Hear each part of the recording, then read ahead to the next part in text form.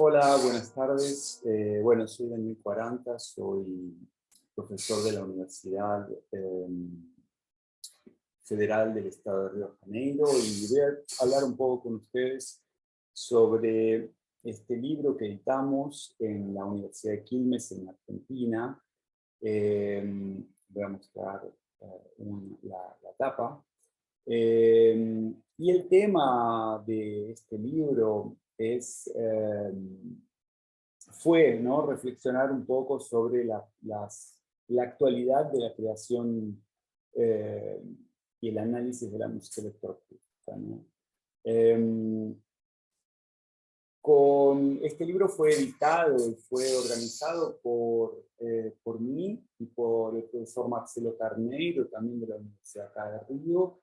Y bueno, fue un poco tratar de reflexionar, tener diferentes miradas, diferentes propuestas sobre estas cuestiones, pensando cuál sería una contribución no solo para los estudiantes, pero también para los investigadores, ¿no? Para pensar ciertas actualidades de la música electroacústica, ya que la música electroacústica se transformó un poco en un arte que en general se restringió, por lo menos en América Latina fundamentalmente, a los espacios académicos, ¿no? Entonces, la reflexión es un poco pensar cómo es que en los últimos 40 años la música electroacústica fue pasando por un proceso de institucionalización en los cursos de composición, en todas las universidades básicamente del mundo, ¿no? Por eso muchos autores también hablan de una música académica, ¿no? O una práctica académica. Y eso, de manera general, me parece que tiene su lado interesante porque abrió posibilidades para trabajar en las universidades y investigar en las universidades, pero por otro lado, quizá tuvimos un campo, tenemos un campo bastante restringido a ese mismo espacio, ¿no? Creo que algunos podrían considerar que eso puede ser un problema, y esto es algo que se conversa bastante en los congresos, en los simposios de música electroacústica. Ahora, es interesante pensar que uno de los aspectos también intrínsecos de esta música representa una de las más enfáticas acciones de ruptura para la historia de la música, o de la música, por lo menos de la música occidental, ¿no? Al mismo tiempo, quizá también irónicamente, esta enorme revolución del pensamiento, de escucha, del proceso de aprendizaje y y de estas nuevas formas de presentaciones tampoco fue demasiado considerada, si se quiere, por lo que es el mundo del espectáculo o el mundo un poco más comercial. Obviamente podríamos decir que mucho de lo que ciertos DJs de hoy en día hacen, tienen su correlato, ¿no?, en este tipo de gestualidad musical. Pero bueno, son géneros absolutamente diferentes y bueno, que presentan, digamos, bueno, características diferentes, a pesar de que la música electroacústica de manera general influyó en una serie, no solo la música popular, ¿no? Como también a la música de concierto y a la música instrumental. Eso lo vamos a poder ver en este libro. Diferentes manifestaciones de lo sonoro musical que traen una variedad muy importante de influencias en los diferentes géneros de la música de la contemporaneidad, ¿no? Uno de esos fenómenos también es que la música electroacústica tradicional y tal generó, digamos, algunas mutaciones y fenómenos que podríamos contextualizarlos como de hibridización, ¿no? Porque la música electroacústica, de alguna manera, o ciertos subgéneros de la música electroacústica van a también tener su correlato en otros ámbitos, como por ejemplo el del cine, ¿no? Por ejemplo el videoarte, o quizá los podríamos también encontrar en el arte sonoro, a pesar de que el arte sonoro en cine parece que es ya un género mucho más parecido y anclado en las artes plásticas que en la música, ¿no? O sea, me parece que a pesar de que el arte sonoro va a discutir con la tradición de la música y todo eso, va a tener un diálogo mucho mayor con el arte, con las artes plásticas que con la música, ¿no? Haciendo un poco de historia sobre este proceso de creación de este libro, ¿no? Podríamos decir que en 2018, alrededor de 2018, fuimos invitados, yo fui invitado particularmente por el profesor Pablo Iricia, que es el director y coordinador de una colección que se llama Música y Ciencia en la Universidad de Quilmes, para tratar sobre uno de los temas que tal vez no estaba muy representado en su colección, que les recomiendo que la conozcan porque hay títulos excelentes. Y nos convidó para hablar un poco sobre este tema, y ahí comenzamos a buscar autores y autoras que nos dieran la posibilidad de pensar diferentes áreas para esta temática, ¿no? Nuestra idea era integrar entonces en un solo volumen algunas de las perspectivas relacionadas con estos enfoques analíticos del siglo XX y XXI, y cómo esas prácticas artísticas se podía, digamos, interrelacionar, ¿no? La mayoría de algunas de estas prácticas provenían, claro, de investigadores y profesores y compositores que también tenían, ¿no? Una práctica musicológica de investigación, analítica, musicológica, etcétera, digamos. Todas las prácticas que básicamente la universidad nos propone como actividades más allá de la enseñanza, ¿no?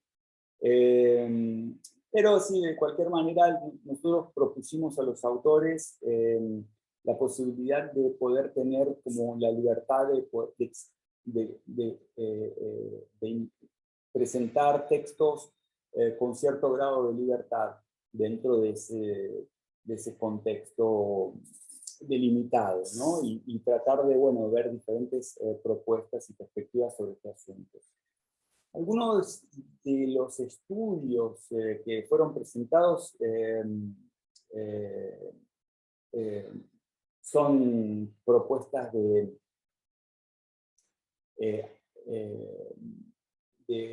investigaciones que fueron actualizadas para este texto, otras fueron análisis de obras propias, y algunos otros fueron desarrollos un poco más osados en términos más tecnológicos, ¿no? La obra en sí comienza con un texto inédito de Denis Smalley, que eso fue, bueno, eso era un texto que yo tenía desde muchísimos años atrás, que había leído en la época de mi graduación, en los años 90, y que, si no me engaño, estaba escrito en máquina de escribir, ¿no? Y al contactar a Denis le dije, bueno, me gustaría poder traducir este texto al español, y él realmente no se acordaba del texto. Le envié el texto y ahí se acordó en qué contexto ese texto había sido, esa conferencia, porque era una conferencia, había sido eh, ofrecida al público, y de hecho yo tenía un texto que estaba como equivocado, era en el momento que alguien lo escribió, creo que fue una profesora mía, estaba colocado como si el texto hubiera sido presentado en Francia, pero en realidad fue presentado en el Festival Nordic Music Days, que tuvo lugar en Suecia en 1991. Y el título de esta obra es La intención del compositor y la recepción del oyente. ¿Es posible conciliarlas? Ese es el título de la conferencia que abre este libro. Bueno, es un texto que, a pesar de haber sido escrito en 1991, es de extrema actualidad. O sea, en 1991, ya, digamos, 3 décadas o 4 décadas después de la creación, digamos, ¿no? de la creación de la música electroacústica, ya Denis Smalley entendía que había cuestiones que eran que rompían esa relación intérprete-compositor-público. Y él va a reflexionar sobre eso. Y bueno, es muy interesante porque ese texto, él propone ciertas soluciones que están un poco plasmadas en todos los textos que él propone a lo largo de su vida como profesor y como orientador y como tutor de tesis. Pero ahí están como condensadas esas cuestiones, esas problemáticas que él advierte, ¿no? Entonces este texto es un texto que para mí es fundamental, y no solo para estudiantes, sino para todos, porque me parece que también hay una vigencia de estos problemas, y quizás esa vigencia sobre esos problemas sea el gran problema que nosotros tenemos dentro de este género musical, ¿no? O esta disociación entre la recepción y de este tipo de obras, ¿no? Entonces, Smalley va a abordar el tema, digamos, bastante exhaustivamente desde esa perspectiva de la recepción creativa, que también es propuesta por Naties y Molineux, como un modo de intercambio de intercambio, ¿no? Y no como un modelo comunicativo, ¿no? O sea, él plantea la necesidad de haber un intercambio y no apenas un modelo en donde algo no está roto y no funciona para generar como un ida y vuelta, ¿no? Entonces, él coloca esta cuestión, ¿no? Que el intercambio propicia abrir nuevos caminales a la experiencia de la escucha en la música, hasta colocar uno de los asuntos más interesantes de su propia obra, que es la conexión o la vinculación con la fuente y los desarrollos múltiples que él va a hacer sobre esta cuestión, ¿no? Que él va a llamar de source bonding, ¿no? La conexión con la fuente. Desde la perspectiva entonces del oyente, Smalley va a presentar su preocupación por analizar cuáles son los problemas creados por la brecha que existe entre la interacción y la recepción, en especial dentro de la música de concierto electroacústica, ¿no? Si la intención, digamos, de los compositores es que la música forme parte de la vida de las personas, ¿no? Y el lugar, y tomar un lugar, digamos, de relevancia sociocultural, ¿no? De la música electroacústica en nuestra cultura, en nuestro espacio de disfrutar de arte, este texto realmente trae un poco reflexiones muy importantes, ¿no? En lo que se refiere, bueno, a la cuestión analítica propiamente dicha, el texto relaciona tanto enfoques, digamos, semiológicos con la función, con el enfoque funcional propuesto por François de Lalanne y Stephen Roy, y eso es una de las cosas que me parece interesante, porque él monta como una especie de trípode entre estos elementos para pensar justamente estas problemáticas. Bueno, el segundo texto es de Paulo Chagas, que es un compositor y teórico brasileño, pero que vive en California. Y es un texto más filosófico, ¿no? Él va a escribir sobre el sonido, la cuestión del sonido y el concepto de verdad para poder entender, desde su punto de vista, el paradigma, digamos, electroacústico, que surge como una consecuencia, bueno, del desarrollo, obviamente, de las tecnologías, de la tecnología de reproducción del sonido, de grabación, de registro, y que esto, bueno, claro, se remite al siglo XIX y sigue evolucionando durante el siglo XX, ¿no? Según este texto de Chagas, el paradigma electroacústico afecta no solo la manera en la que percibimos y experimentamos los sonidos y la música electroacústica, sino también la manera en cómo componemos. Entonces, nuevamente, digamos, Chagas monta una cuestión, un puente entre esos dos, digamos, territorios, ¿no? Esto él lo hace con el propósito entonces de desarrollar estas ideas, y ahí el autor divide, digamos, el texto en tres partes fundamentales. En la primera aborda los trabajos de Heidegger y Wittgenstein y Thomas Kuhn para enfocar el tema de la veracidad del arte, la comprensión y la cuestión del paradigma en sí, ¿no? En la segunda parte analiza el paradigma electroacústico en sí, y la tercera parte hace una crítica a los procesos de la tecnología y la manera como nosotros lidiamos con esto, ¿no?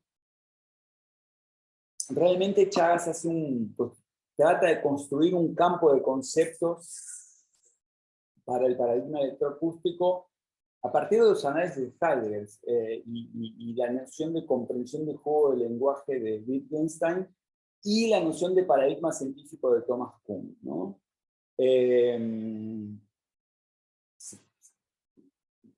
Citando un poco la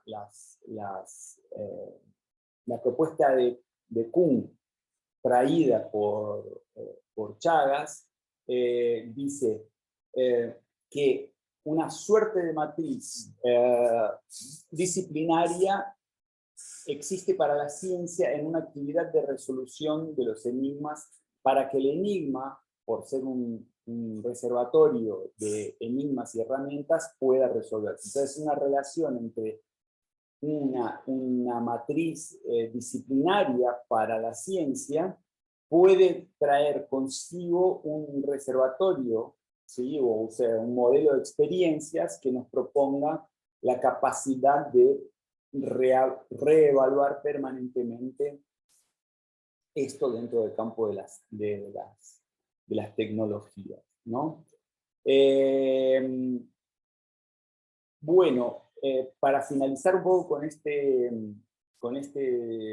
propuesta del texto de Kuhn que ustedes van a encontrar en el segundo capítulo, Chas concluye que en su texto que es necesario entender el paradigma,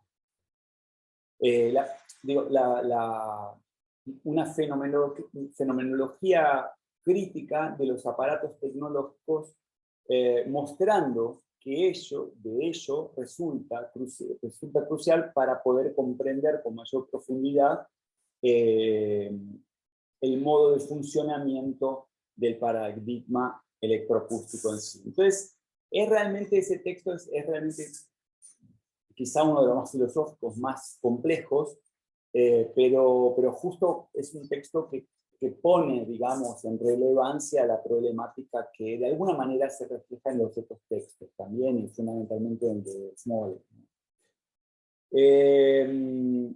Un texto, el tercer capítulo, pertenece a Edson Zampronia, que es un compositor brasileño, pero que reside en España. Y él en 2011 publicó un texto en una revista justamente acá de Brasil, de la revista Ouvir, que significa oír y ver, pero hay una cuestión de juego de palabras entre las dos lenguas que tal vez es un poco difícil de traducir acá. Que es una revista del programa de posgraduación de la Universidad de Uberlândia, que es una ciudad que queda acá en el centro del país. Y en este estudio que él lo retoma y lo actualiza, presenta una propuesta a una pregunta que él se hace y que tiene que ver mucho con su asunto de investigación, y es la siguiente. Dice, ¿es realmente posible que en el contexto de la música electroacústica la escucha pueda llevarnos desde el objeto sonoro a la composición musical? Esta es una de las cuestiones que Zampronia se propone. Y su respuesta, sustentada con la lectura de Pierre Schaeffer, dice que no es posible, ¿no? De acuerdo entonces con Edson Zampronia, la escucha y la composición musical recorren caminos completamente complementarios, pero diferentes.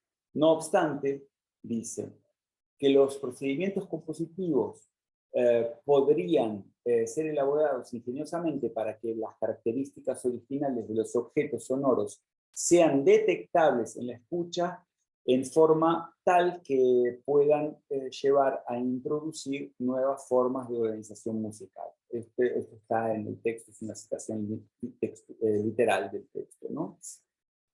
Bueno, en este capítulo el compositor nos presenta entonces una cierta conclusión en la continuidad de su investigación sobre estas relaciones entre el objeto sonoro y, conforme como lo va a describir Schaeffer, la escucha y la composición musical. Su objeto es proponer un abordaje analítico a la música concreta, que enriquezca también la investigación en el campo del análisis de la música electroacústica. También en este texto utilizan las composiciones de Pierre Schaeffer, y utiliza también toda el armazón teórico del Tratado de los Objetos Musicales, de los estudios, de los objetos sonoros, de los objetos objet étendus, que es un concepto de Pierre Schaeffer, y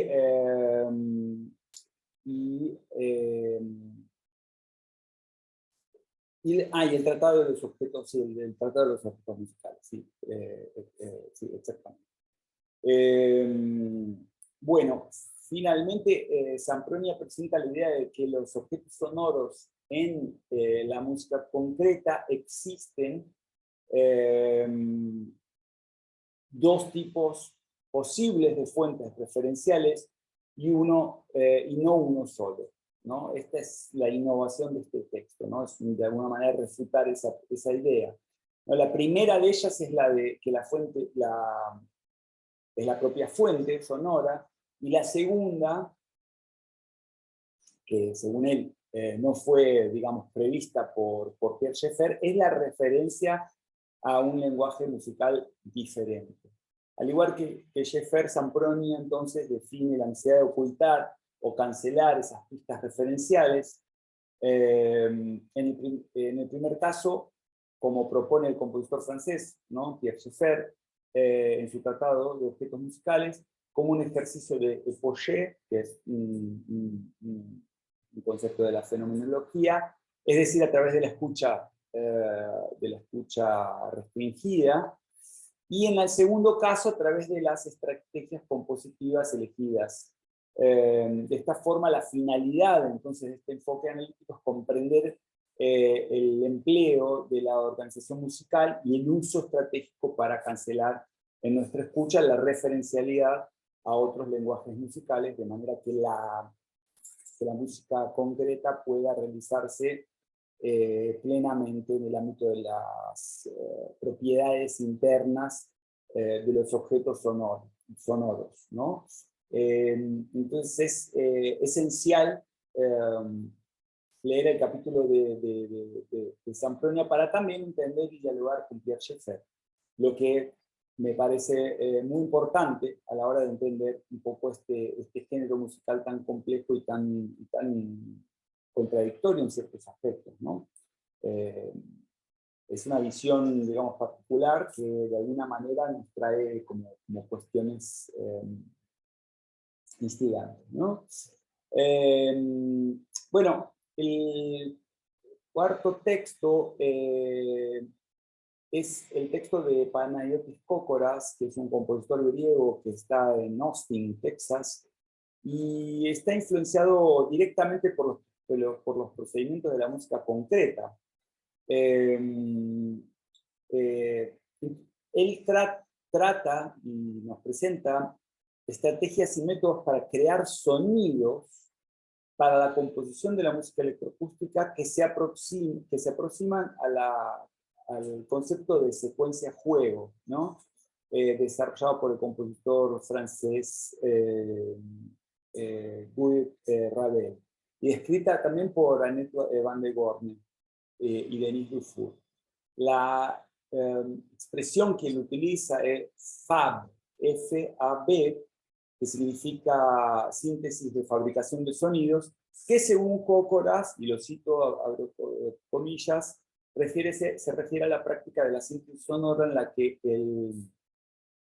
el agente ejecutor de un sonido aplica de hecho energía a uno de los o más resonadores físicos, mientras que la señal acústicamente resultante se graba en medios de grabación convencionales. O sea, es la ejecución a través de técnicas y tal sobre los objetos físicos, que entre ellos puede ser también un instrumento, ¿no? Como lo podemos ver en el texto.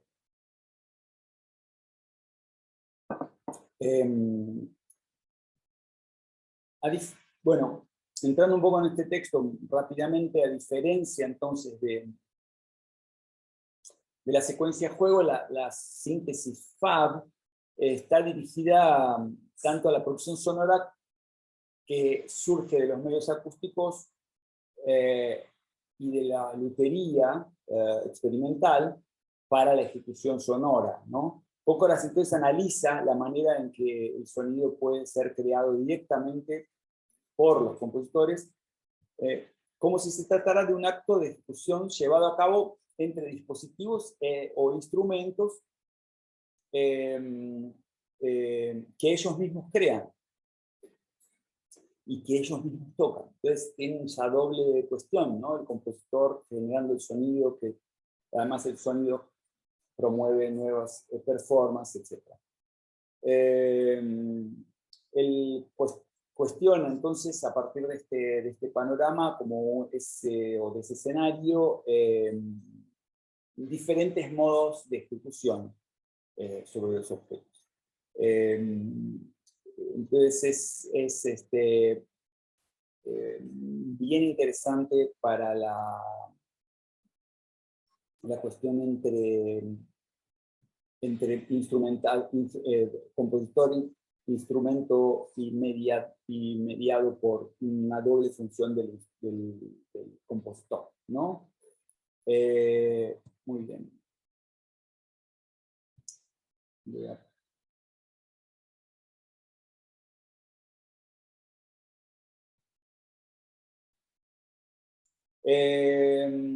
Bueno, el quinto texto es un texto de Pedro Bittencourt, que en realidad no es compositor. Pedro es un saxofonista eximio que se dedicó a tocar música contemporánea. Y él pues, nos presenta una investigación enfocando las cuestiones entonces del análisis de la música mixta, electroacústica, o electroacústica mixta, partiendo entonces de los conceptos principales de inteligibilidad musical y de plasticidad musical. Estos conceptos están respaldados en los enfoques de escucha operativa de Horacio Bagione y la escucha abierta de Jean-Marc Javel. La idea central del texto es que la escucha operativa, como la escucha abierta, colaboran entre sí para optimizar la inteligibilidad musical y dar un lugar a la plasticidad musical. En su experiencia, estos conceptos contribuyen a la comprensión mutua entre los compositores e intérpretes, frente a la inminencia de tocar una nueva obra, ¿no? De este modo, la propuesta de Pedro podría introducirse un nuevo vocabulario sonoro al proceso creativo y podría tener también un lugar de intercambio de enfoques entre la información, poniendo relevancia entonces en la flexibilidad de los compositores y los ejecutantes para adaptarse justamente a este nuevo entorno. Entonces esta es digamos, una propuesta desde el punto de vista de un intérprete, cosa que va a traernos una nueva modalidad de entender este proceso. Es muy interesante tener también el punto de vista de los intérpretes, ¿no? Él va a centrarse en tres obras. La obra Rino, de Panayotis Cócoras, justamente otro de los protagonistas de nuestro texto, de nuestro libro. Pedro va a tomar una obra de él, que es la utilización de unas paletas que él hace para el saxo. Entonces va a analizar este proceso, y de la obra de Light and Dust de Manuel Rocha Iturbide, que es un compositor, bueno, que ustedes deben conocer, pero es un compositor mexicano. Entonces estas dos obras proponen un poco un proceso de colaboración. En realidad me equivoqué, son dos obras, no son tres, de colaboración entre compositor e intérprete. Bueno, el mismo mecanismo que Pedro utiliza en este trabajo lo sustenta el compositor argentino Lautaro Martín Viera sobre la escucha, ¿no? Y él va a presentarnos un texto en donde va a mostrar, bueno, las unidades semióticas temporales pensadas y desarrolladas para la música electroacústica por el Estudio de Informática de Marsella, se llama, creo que MIM.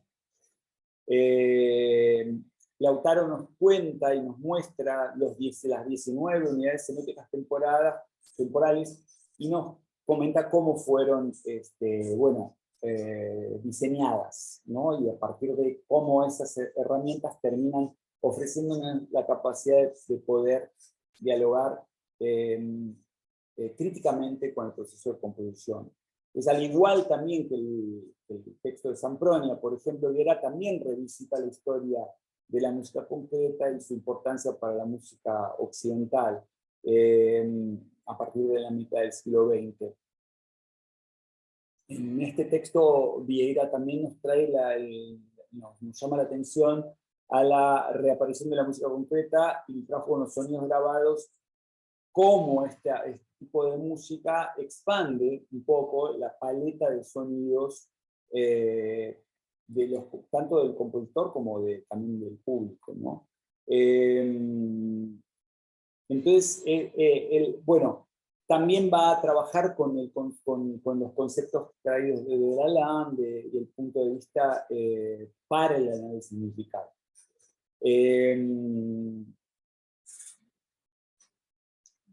Es un texto que realmente es bastante lleno de referencias y para quien esté interesado en entender lo que es una unidad semiótica temporal, me parece que es un texto fantástico y es un resumen muy, muy interesante y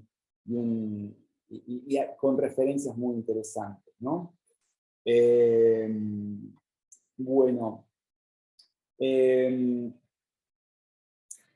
El texto, bueno, de Marcelo Carneiro presenta también una teoría analítica sobre la videomúsica, ¿no? La música electroacústica para video, él la llama videomúsica. Y el concepto de videomúsica, bueno, es un poco enraizado en la música electroacústica de alguna forma, y se podría describir como una obra, él la considera una obra híbrida, ¿no? Que surge un poco de esta idea de hibridización en esta organicidad Canclini y esa, digamos, ontología o historia audiovisual asociada a la música electroacústica, pero justamente a un concepto traído de la sociología, ¿no? Como ese concepto de hibridización, ¿no? Él va a proponer como un concepto llamado bloques audiovisuales, como unidades, ¿sí? Y en ese sentido se vincula con el texto de Lautaro Vieira, porque los bloques son unidades y se podrían utilizar y pensar como unidades semióticas temporales, ¿no? Como elementos que tienen una unidad y una propia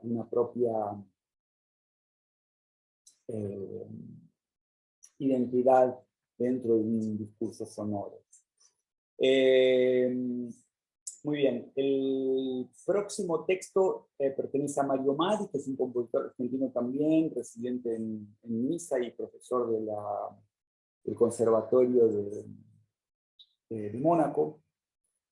Y es un texto interesantísimo porque nos propone la capacidad de poder observar a la composición electroacústica como un proceso de orquestación, ¿no? Entonces él trae un concepto que ya está muy arraigado en la música de concierto, en la música, no solo contemporánea, el concepto de principios, digamos, de música instrumental orquestal, para pensar los elementos que pueden estar apareciendo como una trama dentro de lo que es el espacio composicional de la música acústica, ¿no? Y es una idea muy original porque nos va a colocar cómo esos objetos sonoros pueden convivir dentro del espacio composicional, ¿no? Es un texto que también surge de una experiencia del compositor, es un texto que surge de una vida de compositor, de composición electroacústica, ¿no? Para pensar el espacio, para pensar las relaciones entre los objetos, la capacidad de los objetos de enmascararse, etc. Es muy, muy interesante. el texto, bueno, el séptimo texto es el texto de Nitro Escalares, que es un compositor venezolano radicado en Francia, y presenta una tipomorfología, la tipomorfología de Pierre Schaeffer aplicada a la teoría de Stephen Hoy, también citado acá en este texto, a partir de las obras del compositor Carlos Sánchez. O sea, él utiliza una teoría para crear un texto analítico sobre obras concretas, ¿no?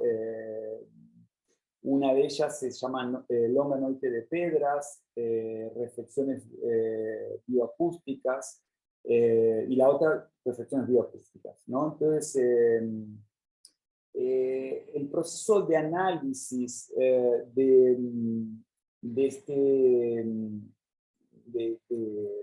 Mirko Escalares es muy interesante porque parte de un proceso gráfico, de descripción gráfica, y a partir de estos dibujos que él va haciendo, va entendiendo el interior de estas obras del compositor Carlos Suárez. Entonces, me parece un texto más práctico y es muy interesante para entender un proceso de cómo abordar un personaje. Bueno, como ya mencioné, bueno, desde la perspectiva entonces de estas últimas décadas del siglo XX, es probable que la música electrónica no hubiera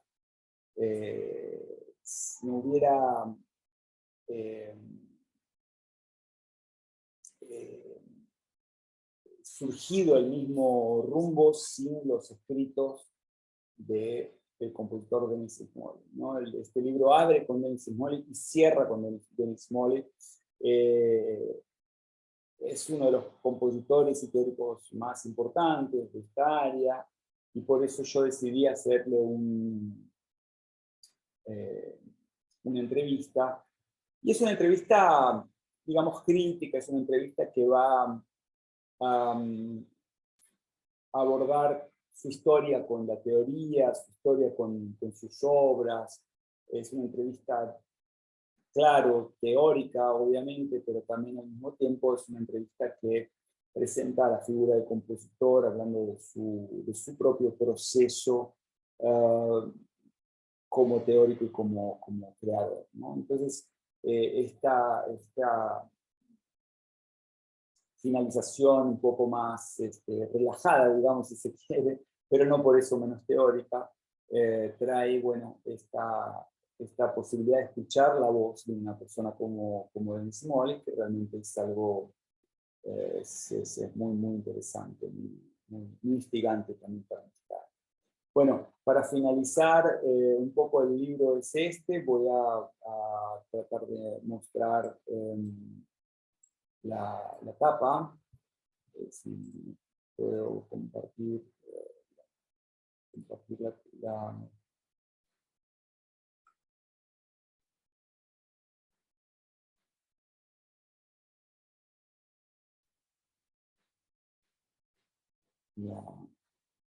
esta es la tapa del libro, Universidad de Quilmes, que fue publicado, bueno, en pandemia, en 2021, y acá están los autores, y bueno, y ya en breve tendremos, no, en breve no, ya está el libro en papel para quien quiera adquirirlo en el site de la Universidad de Quilmes. Me parece que, bueno, no está acá, bueno, en la Universidad de Quilmes, acá, Universidad Nacional de Quilmes, en la colección Música y Ciencia. Bueno, espero que les haya gustado conversar un poco, conversar entre comillas, conversar sobre sobre estos temas y estoy a disposición para lo que necesiten siempre que fuera necesario y siempre que fuera posible.